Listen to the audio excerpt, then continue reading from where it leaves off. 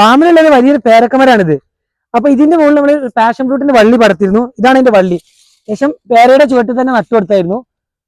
അത് പടർന്ന് ശേഷം പേരയുടെ മുഴുവത്തൊക്കെ എത്തിയിട്ടുണ്ട്.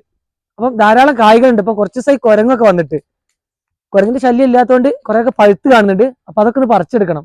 പേരയ്ക്ക് ഒരു ബുദ്ധിമുട്ടില്ല, മുകൾ ഭാഗത്ത് മാത്രം പടർന്ന് താഴെ പേരയ്ക്കൊക്കെ കായ്ക്കുന്നുണ്ട്. അപ്പൊ ഇതാ നല്ല റെഡ് ഇനത്തിൽപ്പെട്ട കാവേരി പാഷൻ ഫ്രൂട്ട് ഞങ്ങൾ പടർത്തിയത്. അപ്പൊ അതിന്റെ കുറച്ച് പഴുത്ത കായ്കൾ ഒന്ന് പറിച്ചെടുക്കുകയാണ്. അപ്പൊ മുകളിൽ കയറി പറിക്കണം, താഴെ നിന്ന് കുറച്ചേ കിട്ടുള്ളൂ. ബാക്കിയൊക്കെ പേരയുടെ മുകൾ ഭാഗത്തുണ്ട്. അത്യാവശ്യം വലിയ പടർന്നൊരു പേരയാണിത്. അപ്പൊ ഇതിൽ മുകളിലൊക്കെ കയറിയിട്ട് വേണം ഇത് പറിച്ചെടുക്കാൻ. താഴ്ഭാഗത്ത് നിന്ന് എത്തുന്ന ഒരു 3 ഉണ്ട്. അപ്പൊ ആദ്യം പറിച്ചെടുക്കാം. അതൊക്കെ കുറച്ച് നിറം വെച്ച് വരുന്നുള്ളൂ. ചിലർ ഇതിനെ റെഡ് പാഷൻ ഫ്രൂട്ടും, അധികം ഞങ്ങൾ ബ്രൗൺ എന്നാ പറയാ, ബ്രൗൺ കാവേരി എന്ന് പറയുന്നുണ്ട്. ചില ആളുകൾ റെഡ് പാഷൻ ഫ്രൂട്ട് എന്ന് പറയും. റിച്ച് കൊട്ട ഓടുന്നുണ്ട്. കൊട്ടന് മോൾ പിടിക്കുക വെച്ചോ. ഈ 3 പറിച്ചിട്ടുണ്ട്. ഇനിയൊക്കെ പേരയിൽ തന്നെ കയറണം. ഇതിപ്പോ താഴ്ന്ന് കിട്ടുന്നുള്ളൂ. ബാക്കിയെല്ലാം പേരയുടെ ഓരോ എൻഡ് ഭാഗത്തായിട്ടാണുള്ളത്. ഇനി മരത്തിലോട്ട് കയറാം.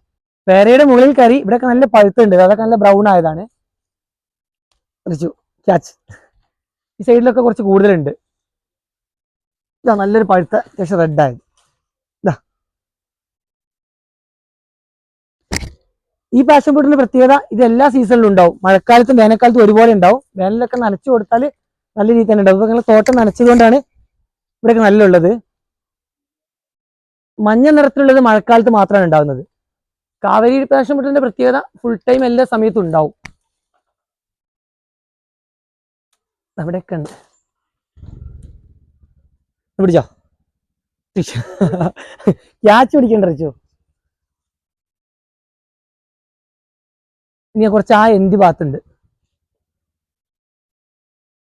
പാഷൻ ഫ്രൂട്ടിന്റെ കൃഷി ഞങ്ങൾ കൂടുതലായി ചെയ്യുന്നുണ്ട്. അധികവും പന്തലിട്ടാണ് ചെയ്യുന്നത്. ഇതിനൊരു തൈ ബാക്കി വന്നത് ഞങ്ങൾ പേരയിൽ പടർത്തിയതാണ്. പന്തലിട്ടത് ഇപ്പൊ പുതിയ തൈ നട്ടിട്ടേ ഉള്ളൂ. ആദ്യമുള്ളതൊക്കെ ഒഴിവാക്കി ഒരു വർഷം കഴിയുമ്പോൾ, ഒരു 1.5 വർഷം കഴിഞ്ഞ് നമ്മൾ ആദ്യത്തെ തൈ ഒഴിവാക്കും. അതിനുശേഷം വീണ്ടും നട്ടു കൊടുക്കും. അങ്ങനെ പുതിയത് ഇപ്പൊ തൈ നട്ട് പടർത്തി തുടങ്ങിയിട്ടുള്ളൂ. പക്ഷെ മഴ പകുതി ആകുമ്പോഴത്തേക്കേ കായ്ച്ചു തുടങ്ങുള്ളൂ. അപ്പൊ നമുക്ക് ഇത് മാത്രമേ പഴുത്തത് കിട്ടാനുള്ളൂ. ഇതിൽ മാത്രമേ ഉള്ളൂ. എൻഡ് ഭാഗത്താണ് ഇതുള്ളത്. അതുകൊണ്ട് കുറച്ച് റിസ്ക് എടുത്ത് വേണം പറിക്കാൻ. ഇത് അത്യാവശ്യം നല്ല പഴുത്തതാ. ബാങ്കിൽ കുറെ ആളുകൾ അന്വേഷിച്ച് വന്നിരുന്നു. ബ്ലഡിന്റെ കൗണ്ട് ക്ലിയർ ചെയ്യാനൊക്കെ ആളുകൾക്ക് ഡോക്ടർമാർ പറഞ്ഞിട്ട് കുറെ ആളുകൾ ഇതൊക്കെ വാങ്ങിക്കാൻ വന്നിരുന്നു. അപ്പം നമ്മൾ പറ്റുന്നൊക്കെ ഇതിന് പറിച്ചു കൊടുത്തിട്ടുണ്ട്. ഇപ്പൊ പഴുത്തതായിട്ട് ഈ മരത്തിൽ മാത്രമേ ഉള്ളൂ. ബാക്കിയൊക്കെ ഞങ്ങൾ പുതിയ തൈ നട്ടു കൊടുത്തോണ്ട് ഇനി കുറച്ച് ഭാഗത്തുണ്ട്, ആയി വരുന്നതേ ഉള്ളൂ. ഈ ഭാഗത്തും കുറച്ചൊക്കെ പഴുത്തതുണ്ട്. ഇതൊക്കെ എൻഡിലാണ് ഉള്ളത്. നല്ല പഴുത്തത്, പക്ഷെ അത്ര വലുപ്പമില്ല.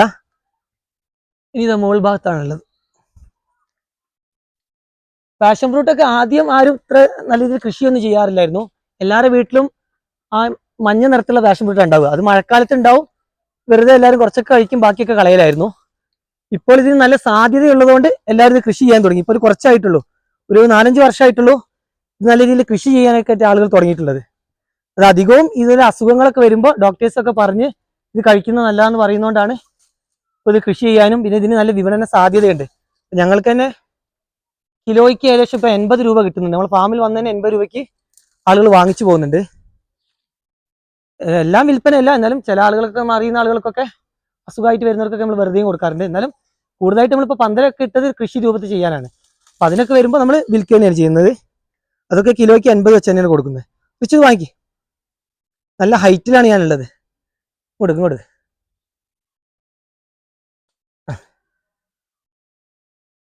വേണമെങ്കിൽ ആ ചെയ്യട്ടോ, കുറെ എണ്ണം ഉണ്ട്. നമ്മൾ പൊട്ടാതെ കിട്ടണം. അതുകൊണ്ടാണ് ഇതുപോലെ ഹൈറ്റ് ഇട്ട് കൊടുക്കുന്നത്. ചിലതൊക്കെ വീണ് പോകുന്നത്.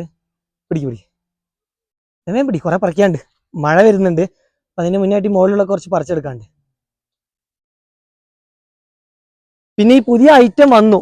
ഈ കാവേരിയൊക്കെ പുതുതായി വികസിപ്പിച്ചെടുത്താണ്. ആദ്യമൊക്കെ ഫോറസ്റ്റിലാണ് ഈ കാവേരി പോലെ ബ്രൗൺ ഉണ്ടാവാറുള്ളത്.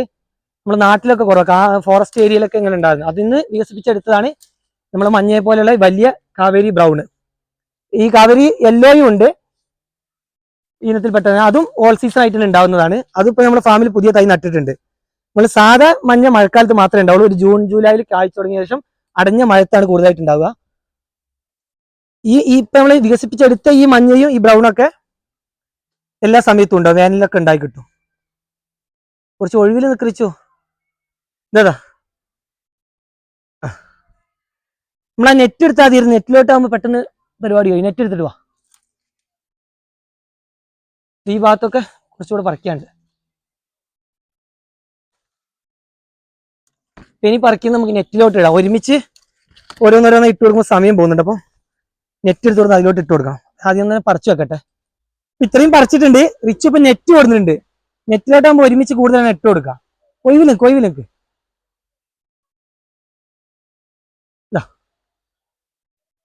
മറ്റേ അവൻ ക്യാച്ച് ചെയ്യുമ്പോൾ ടൈം വരികയാണ്. നെറ്റിലോട്ട് നിങ്ങൾ സപ്പോർട്ടൊക്കെ പറിക്കുന്ന നെറ്റാ ഇട്ട് കൊടുത്തിട്ടുണ്ട്. ഞാനും അനിയനൊക്കെ നല്ല കൃഷി ചെയ്യുന്നതുകൊണ്ട് ഇവിടുത്തെ വെറ്റിനറി ഡോക്ടർ അനിൽ സക്രിയ സാറാണ് 2012 ഞങ്ങൾക്ക് ഇതിന്റെ തൈ തന്നത്. അത് ഞങ്ങൾ ഉണ്ടാക്കിയെടുത്ത് അവിടുന്ന് അങ്ങോട്ട് ഞങ്ങളുടെ ഫാമിൽ കുറെ തൈകളൊക്കെ ഉണ്ടാക്കി എല്ലാവരും അടുത്തുള്ള എല്ലാവരും ഒക്കെ വാങ്ങിച്ചു കൊണ്ടുവരുന്നു. ഞങ്ങൾ ഫാം വിസിറ്റ് ചെയ്യാൻ വരുന്നവർക്കൊക്കെ ഞങ്ങൾ ഇത് കൊടുത്തിരുന്നു. പിന്നീട് സാറ് 2015 ആയപ്പോഴത്തേക്ക് ഞങ്ങൾ നല്ല രീതിയിൽ കൃഷി ചെയ്തത് കണ്ടിട്ട് സാർ ഇതിന്റെ യെല്ലോ തന്നിരുന്നു. ജയിന്റ് യെല്ലോ അത്യാവശ്യം 3 എണ്ണം 1 കിലോ ഒക്കെ തൂങ്ങുന്ന അത്ര വലുപ്പമുള്ളതായിരുന്നു. അതും നല്ല രീതിയിൽ തന്നെ ഉണ്ടായി. പക്ഷെ ഒരു സമയം ഞങ്ങൾ പ്രൂൺ ചെയ്ത് കൊടുത്തപ്പം മഴ പെയ്ത് അതിന്റെ ഇത് വള്ളികൾ ചീഞ്ഞു പോയിട്ട് അത് ഞങ്ങൾ നഷ്ടപ്പെട്ടു പോയി. അപ്പം അത്രയും മുന്നേ തന്നെ ഞങ്ങൾ ഇതൊക്കെ ചെയ്യുന്നുണ്ടായിരുന്നു. സാറാണ് ഞങ്ങൾക്ക് ഇതിന്റെ സാധ്യതകളും ഇതിന്റെ ഗുണങ്ങളൊക്കെ പറഞ്ഞു തന്ന് നല്ല രീതിയിൽ തന്നെ ഞങ്ങളെ സപ്പോർട്ട് ചെയ്തത്. അതുകൊണ്ട് ഇപ്പൊ ഏകദേശം നല്ല രീതിയിൽ തന്നെ പാഷൻ ഫ്രൂട്ട് ഞങ്ങൾ കൃഷി ചെയ്ത് പോകുന്നുണ്ട്. ഇപ്പൊ നല്ല മഴ പെയ്യുന്നുണ്ട്. ഇതുവരെ മഴ ഇല്ലായിരുന്നു. ആ ഗ്യാപ്പിലായിരുന്നു കയറിയത്. മരം വഴുക്കുന്നുണ്ട്, നനയുന്നുണ്ട്. ഇതിന് പെട്ടെന്ന് തന്നെ ഇറങ്ങുക. താഴെ കുറെ വീണ് പെറുക്കാനൊക്കെ ഉണ്ട്. വിച്ച് ഓരോ ഭാഗത്ത് കൂട്ടി വെച്ചേക്കണം. ഒക്കെ പെറുക്കിയെടുക്കണം. അപ്പൊ ഇത്രയും കാര്യങ്ങളേ ഉള്ളൂ. ഈ പാഷൻ ഫ്രൂട്ട് ഇത്രയും പറിച്ചിട്ടുണ്ട്. ബാക്കി കാര്യങ്ങളൊക്കെ താഴെ പോയിട്ടും പറഞ്ഞത്. താഴെ ഇറങ്ങിയിട്ട് നല്ല മഴയാണ്. താഴെ ഇറങ്ങിയപ്പോഴത്തേക്കും നല്ല മഴയാണ്. അപ്പൊ റിച്ച് ഇതേമാതിരി ഓരോ സ്ഥലത്ത് കൂട്ടി വെച്ചിട്ടുണ്ട്. മഴ ചെയ്തപ്പോൾ അവരൊക്കെ ഓടി. അപ്പം ഇതാ നല്ല മൂപ്പായതും അത്യാവശ്യം മൂപ്പായതും പറിച്ചിട്ടുണ്ട്. നല്ല ബ്രൗൺ ആയതൊക്കെ പറിച്ചിട്ടുണ്ട്. ഇതൊക്കെ നീ കൊട്ടയിലോട്ട് എടുത്തില്ല. അവരോരോ ഭാഗത്ത് കൂട്ടി വെച്ചതാണ്. നെറ്റിലോട്ട് ഇട്ട് കൊടുത്ത് അതൊക്കെ വാങ്ങിച്ച് ഇതുപോലെ കൂട്ടി വെച്ചതാണ്. ഈ ഭാഗത്തൊക്കെ ഉണ്ട്. ഇന്നലെ ഒന്നും ഇത്ര മഴയില്ലായിരുന്നു. ഇന്നലെ ചെറിയ മഴയായിരുന്നു. ഞങ്ങൾ കാപ്പിക്കൊക്കെ വളർത്തുന്നില്ലായിരുന്നു. നല്ല ചെറിയ മഴ. ഇന്ന് ഇതുവരെ മഴയില്ലായിരുന്നു. ഇപ്പൊ പെയ്തത് നല്ല മഴയാണ്. പക്ഷെ മഴ പിടിച്ച പോലത്തെ ഒരു മഴ. അതായത് മണ്ണ് നിറച്ചിട്ടുണ്ട്. ഇത്രയുണ്ട്. ഇനി ആ ഭാഗത്തൊക്കെ കുറച്ചുണ്ട് പെറുക്കിയെടുക്കാന്. ഇതാ ഇവിടെ വീണിട്ടുണ്ട്.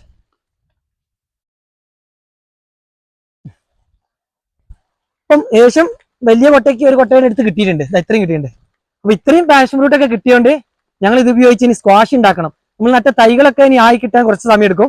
അപ്പൊ അതുവരെ നമുക്ക് ഉപയോഗിക്കാനുള്ള സ്ക്വാഷ് ആക്കി വെച്ചാൽ നമുക്ക് കുറച്ചു കാലം ഉപയോഗിക്കാം. അതുകൊണ്ട് ഇതൊക്കെ ഉപയോഗിച്ച് സ്ക്വാഷ് ഉണ്ടാക്കുന്നത് മറ്റൊരു വീഡിയോയിൽ നിങ്ങൾ കാണിക്കുന്നതാണ്.